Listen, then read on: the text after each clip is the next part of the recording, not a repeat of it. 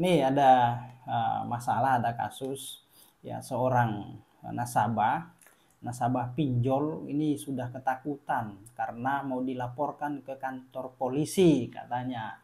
Dia tidak sanggup, dia tidak bayar utangnya, maka si debt collector atau bagian juru tagih ini sudah melakukan penekanan, memperingatkan si pemilik utang pinjol agar bayar utangnya. Nah, kalau tidak bayar katanya mau dilaporkan ke kantor polisi. Nah, pertanyaannya, bisa nggak sih orang yang gagal bayar atau tidak sanggup bayar utang ini bisa dilaporkan, bisa dipidana? Nah, itu pertanyaannya. Oke, baik teman-teman. Nah, mengenai hal ini, ya tentu ketika berbicara dengan pinjaman online, ya nama saya juga pinjaman, ya pinjaman secara online berarti ya konteksnya itu utang itu harus dibayar ya.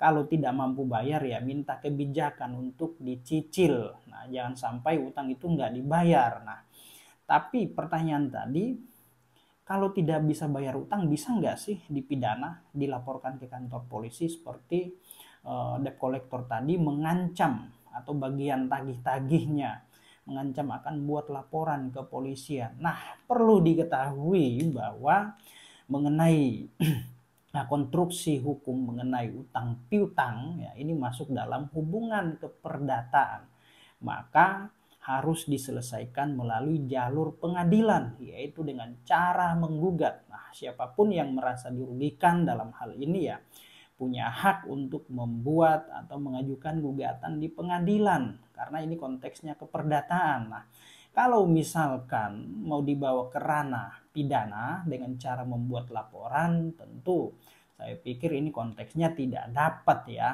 Nah, karena jelas masalah utang piutang ini ya.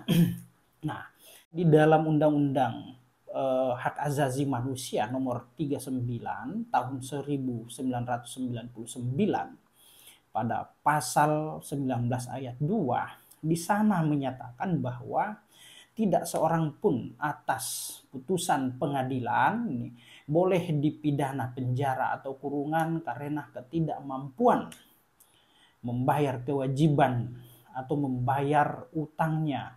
Karena mengenai utang piutang itu ya tentu konstruksi hukumnya ya mengenai wan prestasi ya, tidak bayar utang. Jadi tidak bisa seseorang yang punya utang tidak sanggup bayar utang lalu kemudian dipidana atau dilaporkan ke kantor polisi, karena konstruksi hukumnya sangat jelas mengenai hubungan keperdataan ya harus digugat melalui pengadilan negeri.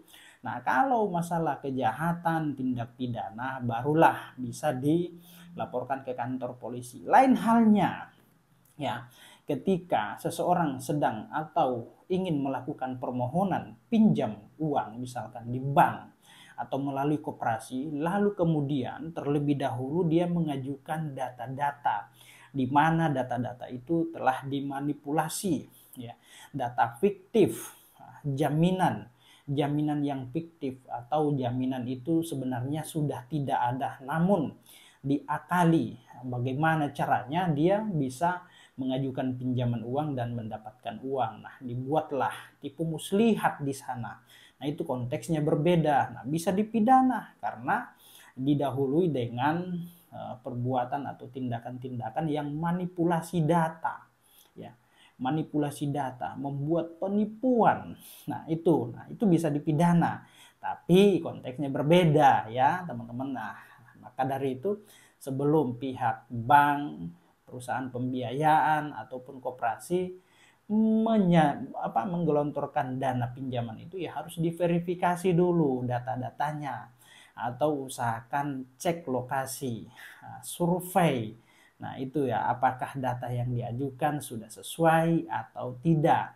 Nah, oke, kembali ke konteks tadi bahwa seseorang yang tidak sanggup bayar utang ya pada intinya ya tidak bisa dipidana atau bisa dilaporkan ke kantor polisi ya, karena ini ranahnya hubungan keperdataan. Nah, tapi perlu juga diketahui bahwa Setiap orang yang mengalami kerugian atas perbuatan atau tindakan orang lain atau badan hukum, nah, punya hak untuk membuat laporan ke kepolisian, dan kepolisian atau penegak hukum punya kewajiban dan berwenang menerima laporan orang yang mengajukan pengaduan atau laporan. Nah, terkait laporan itu akan ditindaklanjuti atau tidak naik pada tahap penyelidikan atau penyidikan, maka harus dilihat dulu bukti-buktinya. Dilakukan proses penyelidikan terlebih dahulu terkait laporan itu. Nah, penyelidikan itu adalah rangkaian untuk mencari apakah materi atau muatan yang dilaporkan oleh si pelapor ini ada kaitannya dengan tindak pidana atau tidak. Nah, kalau dalam proses penyelidikan telah ditemukan ternyata materi yang dilaporkan, nah, tidak ada kaitannya dengan tindak pidana, namun ini masuk dalam ranah perdata atau hubungan keperdataan, maka pihak kepolisian bisa menghentikan proses tersebut dan mengarahkan bahwa masalah ini merupakan masalah perdata dan harus diselesaikan di pengadilan dengan cara ajukan gugatan. Itu. Namun kalau telah ditemukan ada unsur atau tindak pidana dalam peristiwa yang dilaporkan, ada muatan kejahatan atau tindak pidana yang dilaporkan, maka ya kasusnya bisa naik dalam tahap penyidikan. Nah, dalam tahap penyidikan ini tinggal mencari siapa pelaku tindak pidana tersebut, siapa yang melakukan atau yang berbuat pidana dalam konteks atau perkara yang sedang dilaporkan. Nah, kalau penyelidikan itu berarti mencari ya apakah perbuatan yang dilaporkan itu ada perbuatan tindak pidana atau tidak di dalamnya. Nah, kalau konteks penyidikan ya tindakan yang dilaporkan atau perbuatan yang dilaporkan itu sudah diketahui ada perbuatan atau unsur pidananya. Tinggal mencari siapa pelakunya, siapa orangnya, dan segera akan ditetapkan menjadi tersangka.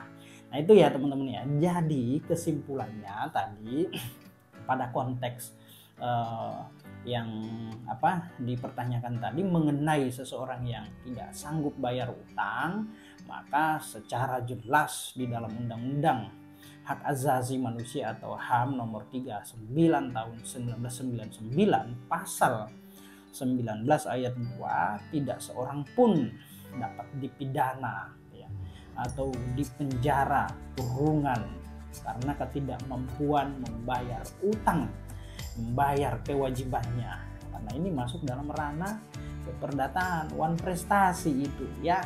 Silahkan ajukan di pengadilan negeri. Nah, oke teman-teman, semoga apa yang saya sampaikan ini bermanfaat untuk kita semua. Demikian, assalamualaikum warahmatullahi wabarakatuh. Salam keadilan.